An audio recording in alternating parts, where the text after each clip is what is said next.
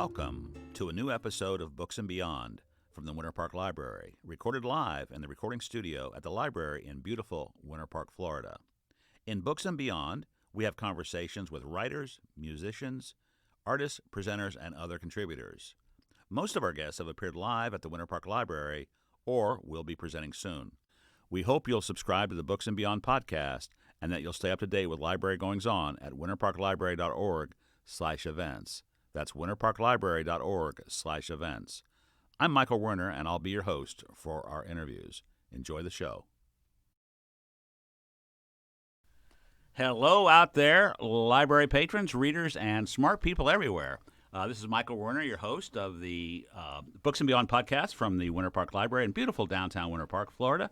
And I'm here today with a very special guest. We have actually somebody who works here in the library. We have Rachel Simmons with us. She is an archivist, and I know you're waiting to hear what does an archivist do. That's the biggest question I have, and we're going to ask Rachel that in just a minute. But first, we need to have a couple of messages, and these messages are brought to you by the library.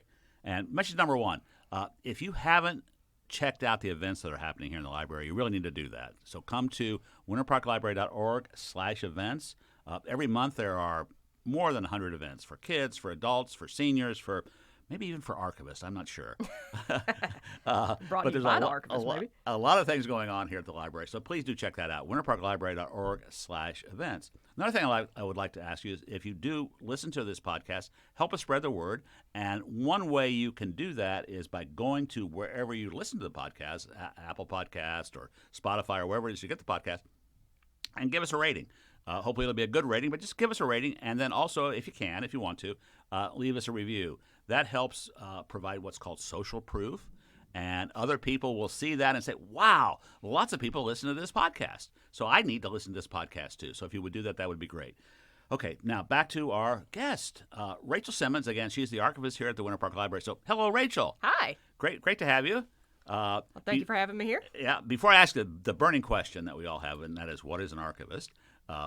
Would like to just give us a little bit about your background. Where you're from, how you got in the library business, and pre-Winter Park days. Okay. Yeah. I, as you can probably tell from my accent, I am originally from the Southeast. I am originally from Geneva, Alabama, which, if you don't know where that is, congratulations, no one else does either. Little teeny tiny town. If you are aware of where Dothan, Alabama is, we're about 45 minutes southwest of there, about hour-ish north of Panama City. So right there on the Florida border, truly 5 minutes from the Florida border is where I grew up. Town of less than 3,000 people. Very, very, very small. But I actually have one interesting fact about that town. There's actually a horror novel series based off of my hometown that was actually written by the same guy that actually wrote the screenplay for Nightmare Before Christmas and Beetlejuice. So his name was Michael McDowell. He is one of my favorite authors. Did you ever run across him? No, I actually never met him. He died in the 80s, so he actually died before I was born, but my parents knew of him. They knew of his family. Please go read the Blackwater series. It is so good. Okay. I actually, as far as how I got into the library business, I fell face first into it. I, unsurprisingly, got my college education from the University of Alabama, both bachelor's and my master's. So my bachelor's is history major with an anthropology minor. And, of course, I, at the end of my bachelor career, started to panic and wondered what I was going to do with my life, as most early 20-year-olds are liable to do. And did mom or dad ever caution you, now, Rachel, what are you going to do with this degree? Oh, yeah, constantly. They're like, baby, don't you want to? But my dad, to be fair, I was actually trying to slam my head into a brick wall that is the GRE. Trying to get into, or was it the GMAT? I can't remember. It was the business school. Okay. GMAT, entrance exam. And my dad, who had gone to business school, said, baby, I'm just going to go ahead and tell you, you're not mean enough. You're not cut out for that. Please, it's going to make you miserable, even if you do get in. So go do something that'll make you money, so you can feed yourself, but don't make yourself miserable. Please don't do that. So that was good advice. Yeah. in your case. Yeah, and as it turns out, I actually was kind of close with a professor who was my academic advisor, and I'm like, I have no idea what I'm going to do with the rest of my life. Maybe I'll go off and be a writer. He goes, hold up. Let me just introduce you to somebody. We have this kind of job fair thing going on. Let me introduce you to someone. So I went to this little meetup that he asked that I go to. And as it turns out, the person who was speaking there was the recently retired former state archivist for the state of Alabama. And he was like, hey, you have a great library school here. Did you know at that time what an archivist was? I did, kind of vaguely. Okay. I was aware of, like there's a bunch of different podcasts that I was listening to at the time that involve archives, so I knew what they were, but I didn't know the ins and outs of the job or whether or not I'd even like it. But because when you're a history student, you know what an archive is. But it never dawned on me, like, wait, I could actually do that. Right. And so the archivist for the state of Alabama, or former archivist, he was like, hey, I didn't have this opportunity because it was almost just like you just sort of got assigned the job, after you had done it for a while. And kind of to this day, there's a bunch of different ways to become an archivist, but one surefire way to do so is to go get a Master's of Library Science degree and specialize in archives, which is actually, as it turns out, was actually a path I could take because we did have an ALA accredited master's program at the University of Alabama. I had no idea we even had that, so I quite literally stumbled face first into it, and I said, well, how do I get in? How do I qualify? Do I have to do the GMAT? And they said, oh, God, no. It was I cannot remember what the exam was called, but it was an analogies test. It was just 100 questions of just analogies. So salt is to pepper as blue is to sky, or something like that, that kind of thing. So it's like, I'm like, okay, I could probably do this. Aced it, and they were like, oh yeah, you're in. You're good. You're fine. So that was the easiest exam I ever took, which was probably like, oh, that's a sign. This is probably where you need to be. Yeah. So, and then that led to eventually ending up here at Winter Park. At the Winter Pretty Park much. Library. So I went through the program. I actually worked in Birmingham for a private family for a little while. And that was interesting. That was fun. But when my husband and I got married, we moved down here. Or rather, I followed him here because he'd gotten an engineering job here. And I actually was just looking for jobs around the Central Florida area and stumbled across this one and managed to nail it. And here I am 8 years later. So, was there an archivist? Well, in a minute we'll talk more specifically what an archivist is, but we'll assume that we know what it is for the moment. Okay. Was there an archivist here before you, or there was? So I am actually, if I remember correctly, I'm the 4th or 5th in line. Oh, and okay. at the time I was hired, I was actually the youngest to be hired in this position. So the prior archivist to me was named Barbara White, and she had actually been gone for almost a year prior to me coming on board. And I really don't know what the circumstances. I know she had gotten sick, but I think she had just kind of, phased into retirement at that point. And as far as I know, they're like, hey, we really need somebody who knows what to do with all of this stuff.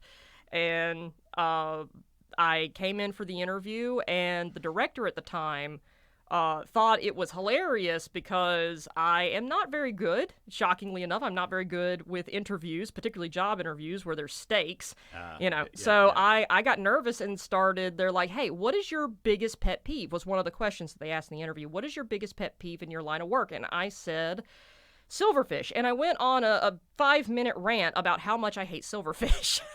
And it's because they are just the literal worst. We can go into that because I will be here for hours ranting about silverfish. But it's just like they found that to be kind of charming for whatever reason. So they decided, you like, charmed okay, them with silverfish. I guess. Yeah. The one good thing those little creatures ever did for anybody. So. So, before we get into some of the things you do here at the library, at the Winter Park Library, what is an archivist? So, an archivist, or specifically as it relates to libraries. Simply, as the simplest definition of an archivist is a librarian for old things, or old stuff. And I use the words things or stuff because An archivist very, very rarely exclusively deals with just books. A lot of times you're dealing with photographs, you're dealing with loose leaf documents, deeds, architectural sketches. I'm just going off of what we have at, in our particular location. But you also will have objects. So one of the objects that we have back there is an old lightning spike that fell off of the old building that the city doesn't know that I picked up out of the parking lot. Okay. Sorry, Craig. But yeah, like just different items that, were of moderate or sometimes, great significance to the city of Winter Park. Another really cool object that we have back there is a lump of coal from the Dinky Line that was found on the Craft Estate, or not the Craft Estate, but the Genius Preserve. Yes. So yeah, it was just like, kind of serendipitous. Somebody picked it up and handed it to, actually, I think it was Dean, I think, was one of the previous archivists to me. Just handed it to him, and he's like, okay, we'll put it in a box, and now it sits on the archive shelf to this day. So how do you keep track of all this? I mean, with books, it's obvious. There's a system. I don't know if they still even use the Dewey Decimal System. But, they do. Yeah, okay, we still do Dewey that. Decimal System. So books are organized by the Dewey Decimal System. It's easy to find them, easy to catalog them, et cetera, et cetera. How do you deal with stuff? How do you catalog stuff? Okay, Where do you put it? So stuff is actually shockingly easy. Okay. So there are a couple of archival principles that you kind of organize stuff by. And one major archivist principle that you'll use, or archival principle that you'll use, is called provenance. And a lot of times, a series of documents or a collection will pretty much tell you, hey, this is the order of operations here. So for example, if I get a big box of stuff and I start sorting through it, I'm going to go, okay, how does this naturally kind of organize itself? Because sometimes it'll organize itself like, yeah, this is just complete chronological order.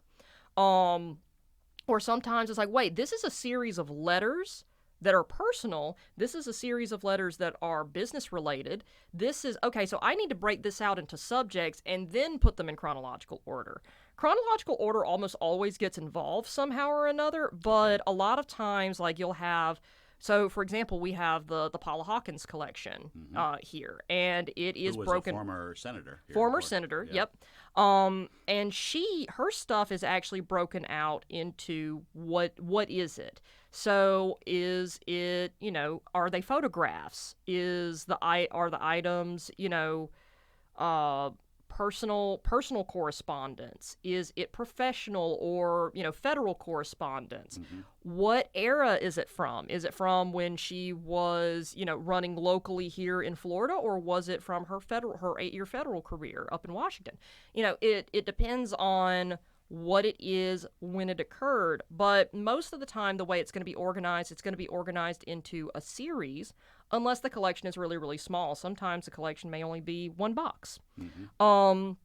It just truly depends on the collection itself, because no two collections are alike, and the way you then organize it, you actually will create what's called a finding aid. Now, a finding aid is kind of like going into, like, back in the old days, like when I was a kid, where you'd go into a card catalog or looking it up on a computer today. A lot of times what you'll do is you'll ask the archivist, hey, can I see the finding aid for a collection? And I'll hand you a piece of paper, or more likely than not, a PDF document. And most of the time you can find these PDF documents on our website. And you'll just click on it, and it'll tell you, it's just a Word document, and it just tells you everything. It'll say series and all of the boxes in that series and what is in each box. Ah, okay. And kind of a general description. Now, will it tell you every single item in each box? Maybe not. It's not going to be broken down to every single piece of paper, but it might say, this is a file on, city ordinance rulings, or this is a file on, fire department employee rosters, that kind of thing. Okay, so using the Paula Hawkins as an example, yeah. You got a bunch of stuff from Paula, and you've organized it and you've classified it. Mm-hmm. But let's say one of the things that she left in the collection that you inherited here was a collection of photographs of Winter Park homes. She was just interested in homes, and she took a bunch of photographs of homes. Okay? Then that might actually be its own series. So how would you I understand if you want to find stuff from Paul, bam, there's all of her stuff, but you want to find homes of Winter Park. So for homes of Winter Park, what that would be is what we would call a cross-reference. Okay. So it's like for further homes, see our reference files on historic homes. Or in our historic homes reference file, there may be something that will pop up on the computer saying, hey, also see Paula Hawkins, by the way, just for clarification, there is not actually a you can cut that out, right, Jeremy? There's not a series of photographs that she kept, but just hypothetically. Just hypothetically. But if there were, I would just have a cross-reference note in the reference collection that is like our general reference collection for our historic homes, saying, hey, if you want to see more, see this other collection, because I don't want to necessarily separate her collection from itself to put it into a different collection. I don't like doing that. Now, that has been done before in the past. I'm trying to correct that in some of our records, but that's going to be an ongoing project. But that's kind of how you would do that, where you can actually relate different collections that may not completely relate to each other, but that's actually how you can almost daisy chain them together as far as a subject that relates them both. Okay.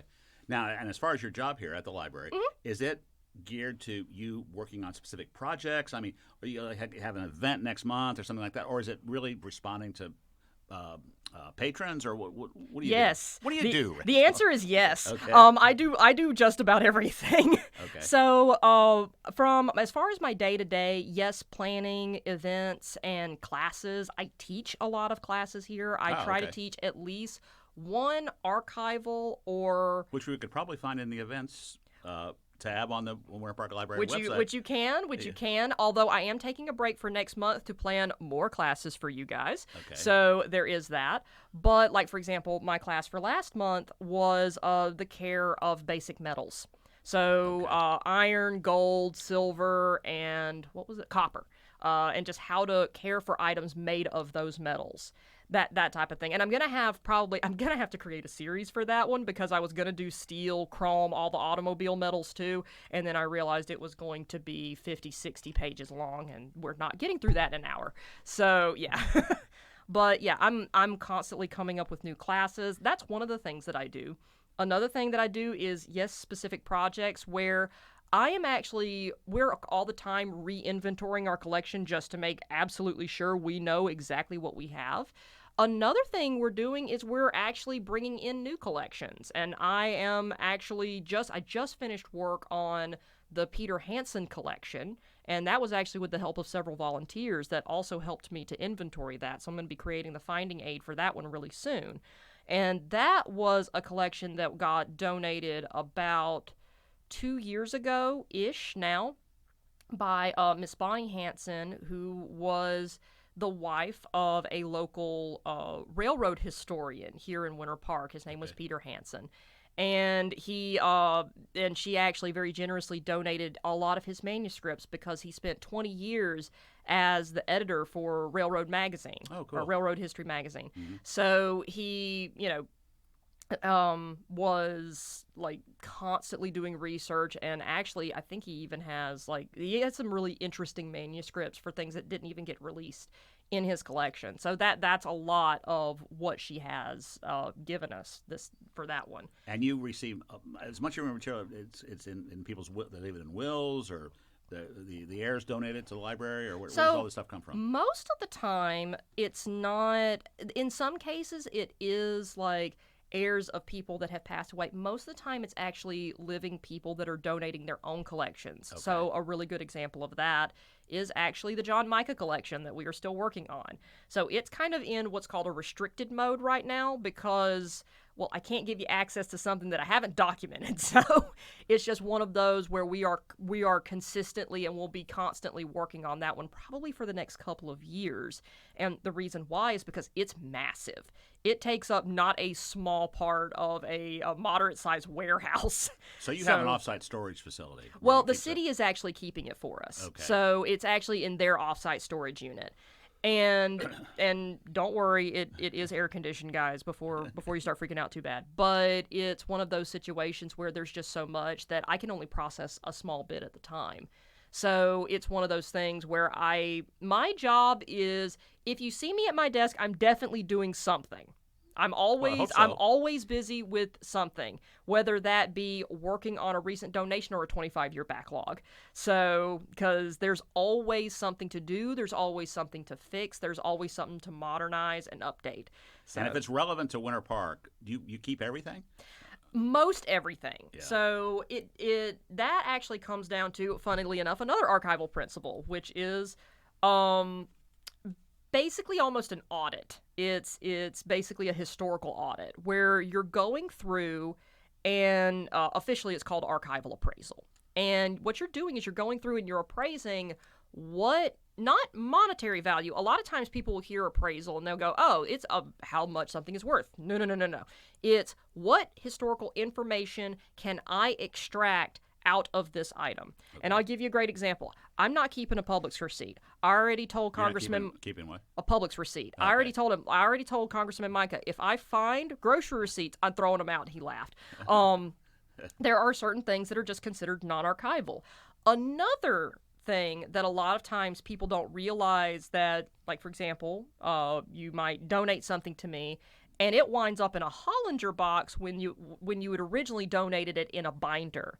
And the thing about it is that those little rubbery binders from Walmart are not very conducive to keeping things intact. They're going to tear stuff up and actually leak onto your stuff. The longer you keep it in there, they will degrade very, very quickly. So a lot of times I will just take those pages out of that binder, put it in a folder, and put it in a Hollinger box, and then I'll throw the binder away. What is a Hollinger box? So a Hollinger box is a gray 12 3/4 by 5 3/4 box. It's, can be held in your hands, like so. Made out of cardboard? Actually, a type of cardboard. So it is made out of not corrugated cardboard, but compressed cardboard. And a lot of times it's buffered, which means it's actually been treated, usually with a substance that's very, very akin to chalk. And what essentially you're doing is you are not only reducing the amount of acid that the cardboard itself is producing, but you're wicking away the acid from the item that you put in the box. So all items, if they're made out of paper, they're going to be creating acid as they degrade over time. And what you're trying to do by putting them in acid-free and lignin-free folders, as well as a Hollinger box, is you're protecting them from light. Because honestly, light and air exposure are going to be two of the things that are going to be really harsh on any archival material. The other thing is you are protecting it from itself. So, like, for example, our newspapers collection, the ones that are not bound in books, I actually have each newspaper basically is interleaved with buffer paper, which is basically just really thin sheets of that same material. And it's actually to keep the newspapers from actually leaching acid down. Gravity's pulling all of that acid through that paper. So by putting that buffer paper between them, they're not actually eating each other up. They're just kind of basically remaining in stasis on their own. Okay. And I actually have found that they will degrade much more slowly that way, just by interleaving that paper. And what are some of the oldest things you have here in the archives? Probably that piece of coal is one of them, but my favorite is actually a series of diaries that was left behind by actually one of the ladies that started the library. Her name was Mary Brown. Okay. So she... Late 1800s, maybe? Late 1800s, so late 1800s, early 1900s. I think she might have died in 1908 or something like that. Okay. She was actually kind of middle-aged, kind of getting into her senior years when she and her friend, Mary McClure, actually moved here from the Chicago area. And they had been lifelong educators, and so when they moved here, they were also the teachers, or some of the teachers, at the Francis Knowles School that actually, fun fact, sat where Panera Bread sits today. Okay. On Park Avenue. Yeah. And they also taught, so I also believe that they taught African American kids in Hannibal Square as well. They were some of their alternate teachers in the late 1800s. Yeah. So. Oh, holy schmoly, Rachel! Do you know what that means? It's time for some rapid fire Q&A. Are you ready? Yeah. Okay. We have an archive. I have an archive. Okay. Of random questions that fun. we'd like to ask our guests just to get to know you a little bit better as a person and let our listeners get to know you a little bit better. Okay. So here we go. And if you don't want to answer them, just say, I'll pass on that. All right. Okay. So who's your favorite fiction author? Favorite fictional author? Aside from Michael McDowell, who is he's just my boy from Alabama. Yeah. But probably Michael End. And a lot of folks would probably remember him as the author that wrote The Never-Ending Story. Okay. The reason he's my favorite is because The Never-Ending Story, not the movie, the book, actually plays with it being written in the medium of a book. So, okay. Text changes color, it changes font depending on who's speaking. It really just plays and is very artistic. So that probably is my answer. Let's change gears here a little bit. If this item had 0 calories, what would you eat every day? Cheese. Cheese. What kind of cheese do you like? Any and all. Yes. The answer is yes. If you didn't live here in Florida and you can't go back to Alabama, okay, fair enough. Where would you like to live? I would say Oregon, but my husband would probably call me a liar because I like the sun, and the sun barely ever shines in Oregon. But if I could tolerate the cloudiness, probably Oregon. And lots of rain, I understand. Yeah. Out there too. Yeah. Do you have a favorite saying or quote? Cattywampus. Cattywampus. What does that mean? It means to be cockeyed, cockamamie. It's not okay. in the correct spot or at the correct angle. Another question: if you hadn't followed if you weren't an archivist and you didn't know 10, 15 years ago, whenever you got into archiving, what would you have been? Do you think? Honestly, I probably would have liked to have been a paralegal at some point because I have a friend. Hi, Courtney. Who is a paralegal, and her job seems fascinating. Okay, good. Lots of research. Lots of research. You're definitely a researcher. What's the best advice you've ever received? Don't go to business school. Hi, Dad. Well, I think I kind of know this because it's going to be related to one of the other questions. What's your favorite meal? My favorite meal, weirdly enough, is actually my mom. My mom would cook this thing. It's going to sound weird, but it's salmon croquettes with maple syrup and It does sound kind of weird. buttermilk biscuits with tomato gravy. Okay, all on the same meal. All on the same, yeah. Okay. That's my favorite. Okay. Is that an Alabama thing? It is an Alabama thing, yes. Okay. When you were a little kid, what did you want to be when you got older? It probably wasn't an archivist. An elephant. Or effluent, as one of my kindergarten teachers would mockingly call me. What's a character trait you admire in others? Honesty. Just be blunt with me. It makes everything so much easier. Yeah, it does. Do you have any place on your list of places that you think is a must-see? Japan. Have you been? I have not been, but I would love to go someday. Last question. Okay. And this is something they don't teach you in school but should. What should be taught in school that's not in K through 12? Basic plumbing. You've been having some plumbing problems at home? Nope. It's just there have been occasions where it's just like, wow, that seemed way easier than it should have. I could have probably just gone to Home Depot and done that myself. And save $500. And save $500. We actually did have a minor plumbing problem that actually we thought it was an air conditioning problem. And as it turns out, we had a minor leak up in our attic because our pipes are all in our attic. Yeah. And actually, our AC guy used to be a plumbing guy and taught us how to fix it ourselves. Interesting. And it was like, and yeah, it probably saved us like at least $600. Wow. So very good. Yeah. Well, that's done. We're done with the rapid fire Q&A. Okay. So let's go back to archiving. Okay. Okay. Do you have any stories that you can share with us of sort of interesting / weird / fun / things that have happened to you here at the libraries? With customers, with patrons, with whatever, just things you've run across. So weirdest questions. There are two that top that top my list of weird questions that I've gotten. Okay. One of which actually was from not a patron? Yeah, from patrons. Okay. One of which was actually in my capacity as a reference librarian. So I also would act as a reference librarian when we were at the old building. Okay. And one day, or actually one night, I got a call asking if we had star charts at the library because I was like, you want to run that by me again? And she's like, no, I am looking for the star sign of this very specific British punk rocker from the 80s. Okay. And I'm sitting here going, let me see if I can find a calculator. So I actually, granted, it took me like 10 minutes, but I did in fact find a star chart calculator. And I'm like, yeah, so this is what the star sign and his moon sign, and did I have any idea what I was talking about? Absolutely not. But your patron was happy. But the patron was like, I cannot believe you guys have star charts. And I'm going, no. It's this calculator. Don't get it twisted. Right. It's this specific calculator. You can find it on Google. Yeah. And it's like, oh, thank you. And that was the last time she ever asked me that particular question. But I'm like, that's such a weird question. The other one is my apartment haunted?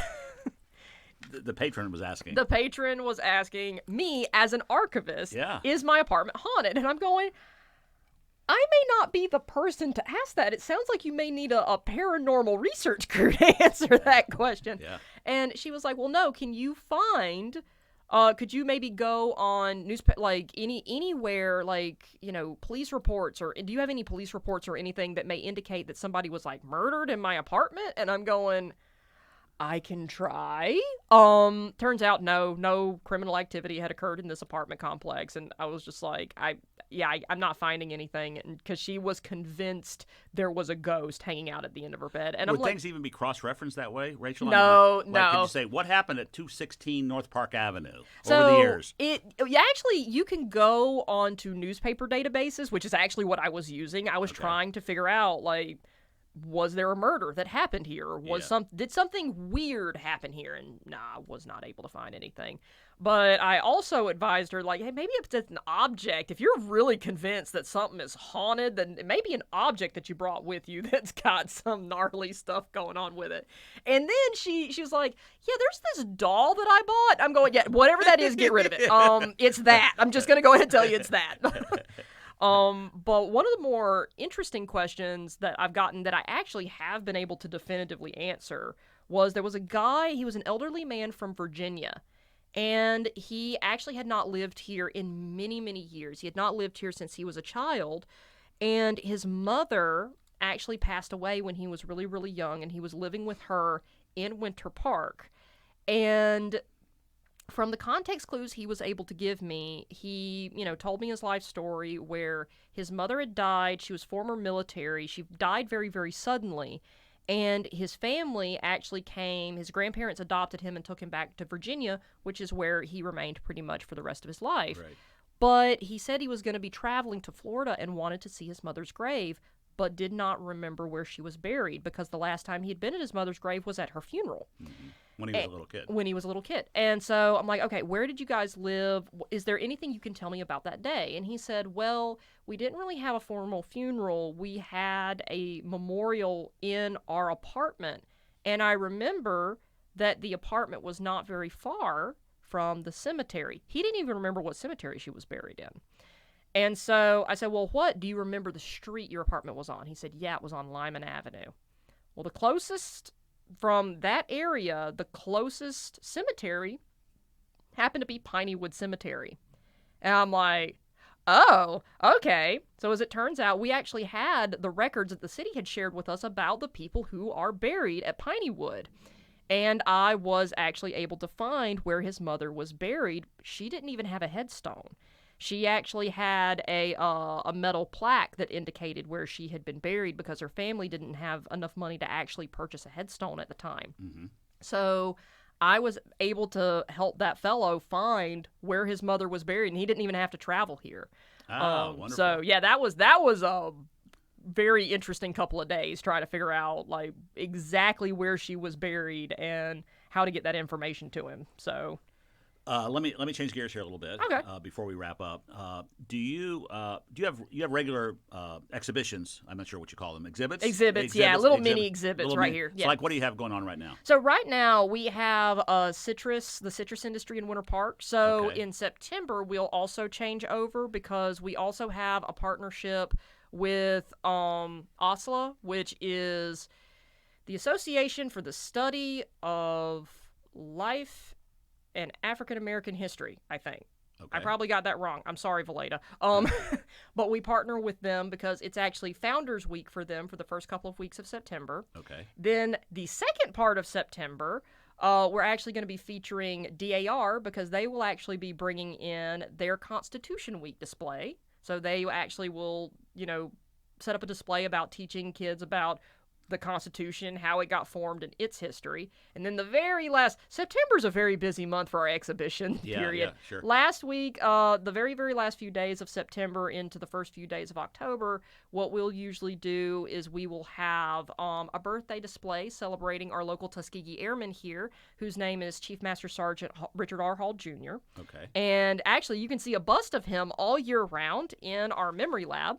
But we actually have a special feature exhibit that we bring out for him every year on his birthday. Cool. So, yeah. And the archive, the exhibits are open to anybody that comes into the library? Yeah, so just so you know, though, it's behind glass. So just FYI, it's just can't meant go to in be. and touch stuff. Yeah, don't go in and touch stuff. It's behind black glass for a reason, and it's meant to be viewed from the front. It's going to be very boring if you look at it from the back. So. Okay. And so you're running these exhibits year-round? Yeah, pretty much. And how far in the future do you plan for this stuff? Oh, at least a year. Really? Yeah, at least a year. So what do you got coming up next year? So next year, we actually have something really, really exciting. We've got now this one is not going to be in the glassed-in exhibit. It actually is going to take over most of the first floor. And The whole lobby and everything? yeah, most of the lobby. It is Wow. actually a pretty large exhibit, and it is the Americans and the Holocaust traveling exhibit. So it's actually going to be coming up to us from the National Holocaust Memorial Museum In from Washington. Washington, D.C. Wow, okay. And so that is actually something we're really, really excited about. And we're also going to be having some programming around that. Still planning that, by the way. But we have been booked for that. That's going to be here in mostly during the month of August and that'll be very early wonderful. September. Yeah. Yeah, that'll be wonderful. Oh, yeah. Lots of stuff, right? Oh, yeah. Lots of stuff. So before we wrap up here, is there anything else you want to share with us just in general about archives, about information for patrons, what they should know, what they should do? You're accessible to patrons, yeah? I pretty much am here all the time. If I'm not here, my assistant Janessa is here. So just so everybody is aware, archives are not just for stuffy historians doing their dissertations. I help little kids. I help people trying to find lost loved ones. I help with genealogy. If it relates even moderately to history, I can probably help you out. Even local if it's local not history. No. I can actually help on a national level as well. Okay. It's just we have access to databases that do actually a lot more than just what I'm able to do with our personal collections back here.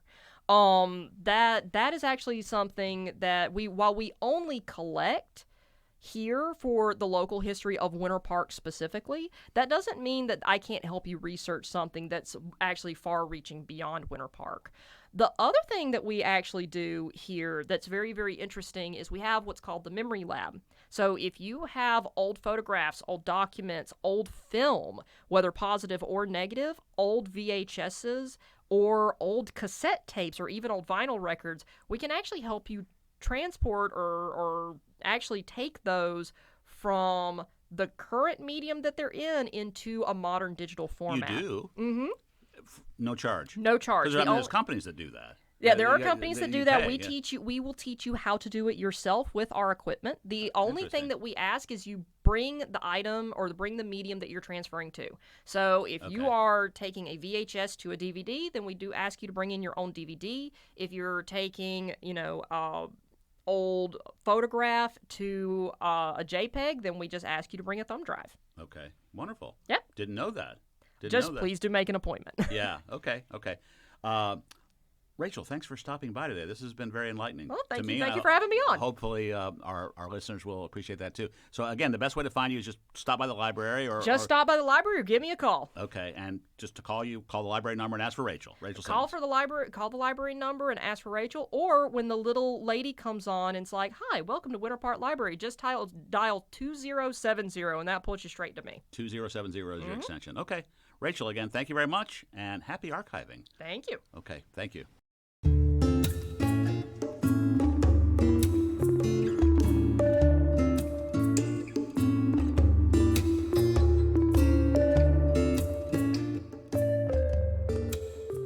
Thanks for joining us for another episode of Books and Beyond from the Winter Park Library. This podcast would not be possible without the generous help and support from the library staff, and especially from Jeremy Zorn. Jeremy's official title is Public Services Librarian, but he does many things here at the library, including producing this podcast. We can't do this without you, Jeremy. Our theme music is from the song Don't Go by Bovine Joe and the Buffalo Herd. That's Herd spelled H-E-A-R-D. We hope you'll let your friends and others know about this podcast and that you'll come by the library for one of our offerings, which you can find at winterparklibrary.org/events. That's winterparklibrary.org/events. If you have questions or suggestions for the podcast or just want to talk about Books and Beyond, please send an email to podcast@winterparklibrary.org. That's an email to podcast@winterparklibrary.org. Remember that the Winter Park Library promotes the free and open exchange of ideas and does not attempt to control or take responsibility for any opinions that may be expressed in this podcast. Opinions expressed in this podcast do not constitute or imply an endorsement or a reflection of the library's policies or beliefs. This is Michael Werner, wishing you well until our next episode of Books and Beyond.